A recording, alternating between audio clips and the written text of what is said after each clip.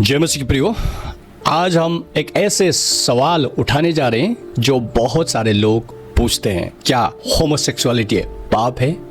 Homosexual लोग कहते हैं अगर मेरी इच्छा है तो इसमें गलत क्या है? और कुछ लोग ये तर्क देते हैं कि बाइबल इसे साफ साफ मना नहीं करती।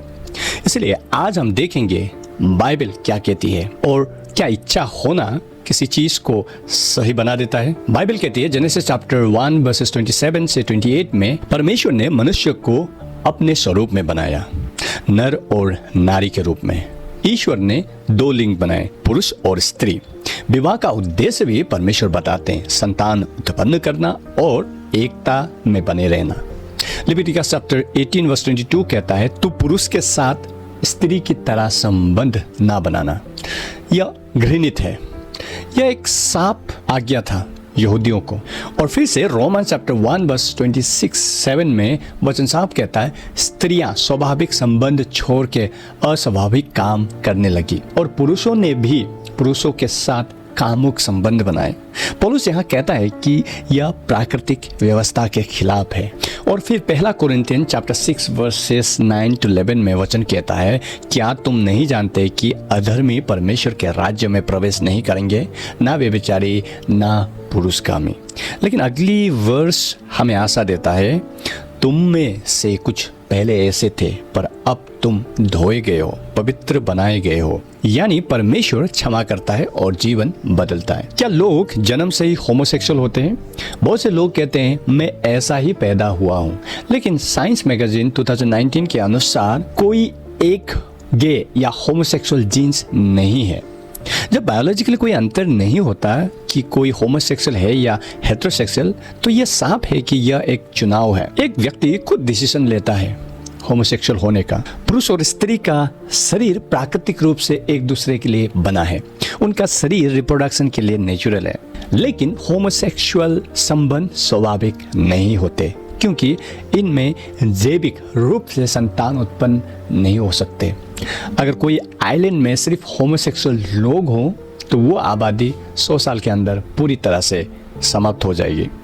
US CDC centre for disease control के अनुसार होमोसेक्सुअल लोगों में सबसे अधिक HIV STDs होता है और मानसिक बीमारियां, डिप्रेशन और आत्महत्या का भी बहुत अधिक खतरा होता है। तो इसीलिए हम कह सकते हैं, जैसा डॉक्टर जॉन मैकार्थर कहते हैं, homosexuality is an uncontrolled lust.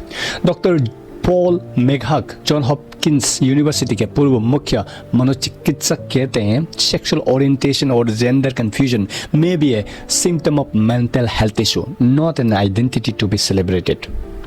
और द न्यू एटलांटिस जर्नल 2016 के अनुसार कोई ठोस वैज्ञानिक प्रमाण नहीं है कि लोग गे पैदा होते हैं। यह ज्यादातर समय परिस्थितियां और अनुभव के अनुसार होता है। होमोसेक्सुअल्स लोग ये तर्क देते हैं, अगर किसी को ऐसा इच्छा होता है तो यह गलत कैसे हो सकता है? लेकिन फीलिंग्स होना इसका मतलब ये नहीं है कि ये सही है। उदाहरण, कुछ लोगों को बच्चों के प्रति आकर्षण होता है, पीडोफिलिया। क्या वो सही है?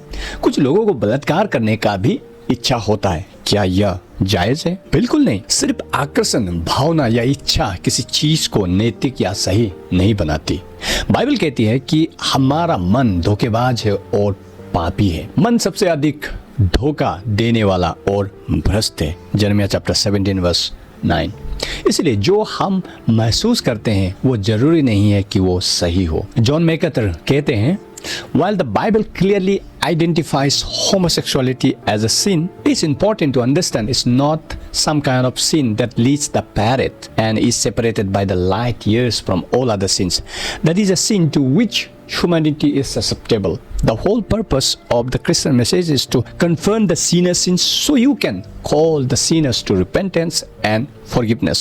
Dr. Robert Gagnon, एक न्यू टेस्टामेंट स्कॉलर, कहते हैं, Scripture rejects homosexual behavior because it is a violation of the gendered existence of male and female ordained by God at creation.